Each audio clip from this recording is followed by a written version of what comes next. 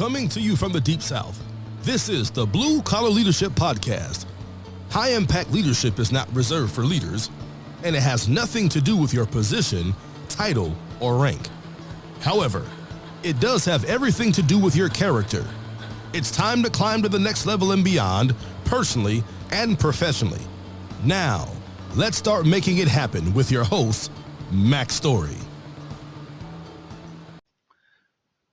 All right, today on the Blue Collar Leadership Podcast, we're still talking about managing people versus leading people and the mindset of a manager versus the mindset of a leader.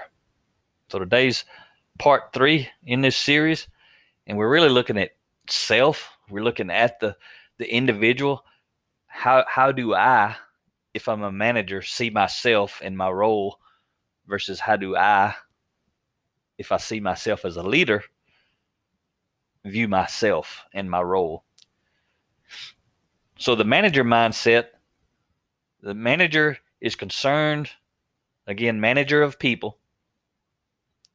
Remember, you can manage, you must manage things and processes, but you should lead people. So let me say that again before we get going. So we're not talking about managing things and processes. That's a must, and it's a valuable thing, and people need to do it. But we should lead people. Unfortunately, we don't have to. If we have authority, we can choose to manage people just like objects. So I'm talking about in this series, again, the difference. So relative to how we view ourselves and our role in a position of authority. So a manager of people is concerned with managing the work being done. They're all in the middle, directing, because that's what they do. And in the blue collar world, there's a lot of that because people get promoted because they can do a good job.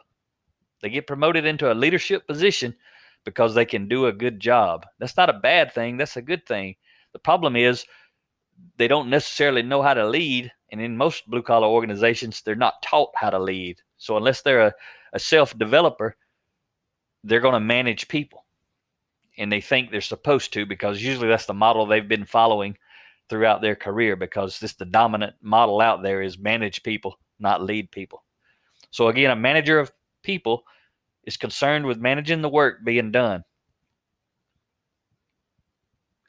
Their span of control is limited because of a micromanagement style. You can only manage a few people, but you can lead thousands and thousands and thousands of people. But you can only manage a very few. And that's why most people struggling with leading teams and departments of people, because they're trying to manage them, not lead them. So managers of people are always checking up on folks, snoopervising. I learned that term from Dr. Covey, author of the 7 Habits. He talked about snoopervising, not supervising as we've heard it, but snoopervising, S-N-O-O-P, snoopervising. That's a pretty cool term, but y'all know what I'm talking about. That's what managers do. And they hover over those doing the work because they want control. So they see that. That's how they see themselves. They think that's what they're supposed to do. And it is if you want to be a manager of people. They feel others will not come through without supervision. They think that's their job, is to supervise. So they drag or push people along because they are not following and complying willingly. See, people follow a manager because they have to. Those same people usually only do what they have to do, unless they're value-driven people. But if they're value-driven people, they're not going to follow a manager very long. They're going to go create some options and find a better leader and fire the manager. So now let's see the difference. Let's compare and contrast. So what I just talked about was the manager of people. So now let's talk about a leader of people. How do they see themselves? They're concerned with leading and developing the people doing the work. They're not concerned with managing the work being done like a manager is. They're concerned with leading and developing the people doing the work so that they can do better work. A leader's span of influence is significant because it is multiplied through others. Remember, leadership is influence. So when I influence other leaders, and again, they don't have to be formal leaders. They could just be leaders on a team. They could be 20 people who are frontline entry level people, but there are leaders at different level. All those 20 people are leading, influencing others on their team at different levels. So the leader of people is leveraging their influence through other people. They're multiplying it. And leaders of people, they always have faith others will follow through, and they're confident they will accomplish the mission. They built relationships. They know their people. They're not having to force them or make them or hover over and supervise and do all that stuff managers are doing. They don't have to do that to get the work done. People get the work done because they value helping, serving, whatever word you want to use, the leader. The leader's there to serve the team. The team's there to serve the people. But the manager mindset thinks the people are there to serve me, and they're not. The leader, the manager of people is not there to serve the people. So leaders come alongside the people to help them achieve success. Notice there's a big difference between coming alongside people to help them achieve success and hovering over them to make sure they do the work. That's a big difference in mindset. And they get really different results. You know these people. Hopefully you've worked for some leaders of people. And even then I said the wrong way. I said it the wrong way. You don't work for leaders of people. You work with leaders of people. You work for a manager, but you work with a leader. They know it and you know it. Both of them. It's two different things. So leaders continually grow in order to grow and develop others. That's another mindset difference. Managers of people, they're not growing and developing themselves because they don't even see themselves as a person who needs to grow and develop others. So why should they have to grow? They're relying on their authority, their position, title, and rank. And leaders of people know, to do big things, they need a big team. And who they are is going to determine the size of the team, because the size of the team is determined by the size of the leader. The leader must bring together and lead people with various skills, energy levels, and natural talents. Leaders are continuously sharpening their leadership skills to become highly effective in order to make a high impact. So back around September 7th or so, I shared a meme, a picture quote, depending on what you call it. But basically it was a meme picture quote that I shared on my Facebook and LinkedIn profile back around September 7th or September 6th, somewhere around there.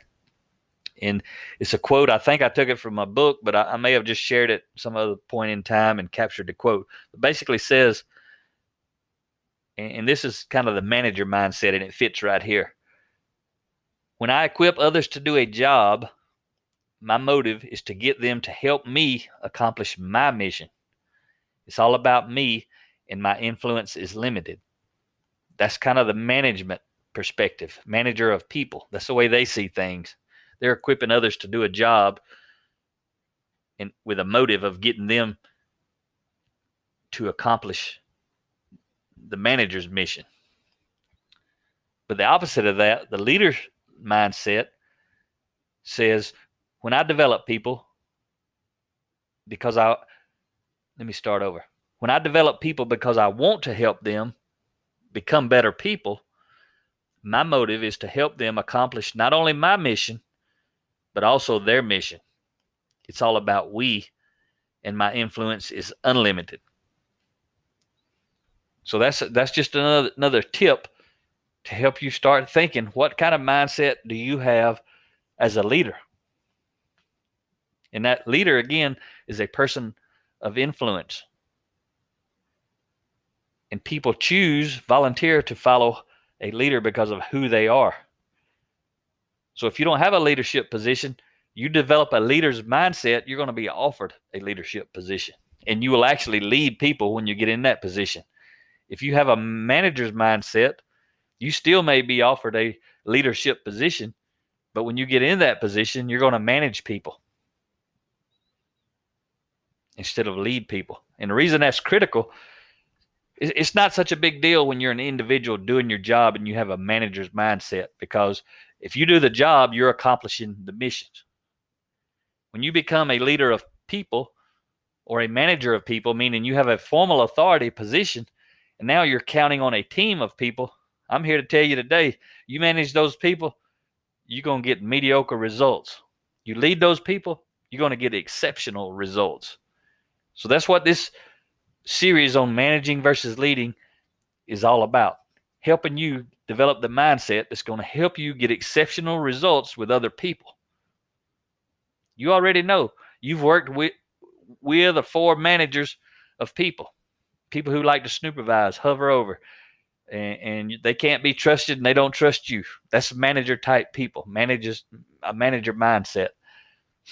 So we'll continue on.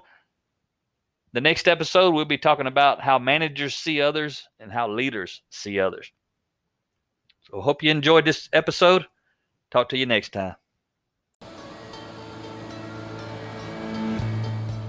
Make it happen or someone else will. It might as well be you. Are you serious about taking your career and your life to the next level and beyond? Check out Mac Story's Blue Collar Leadership series books and others, now available on audio, along with paperback and ebooks at Amazon, iTunes, and Audible. Please visit bluecollarleadership.com to learn about Mac's books, programs, special offers, certifications, and more.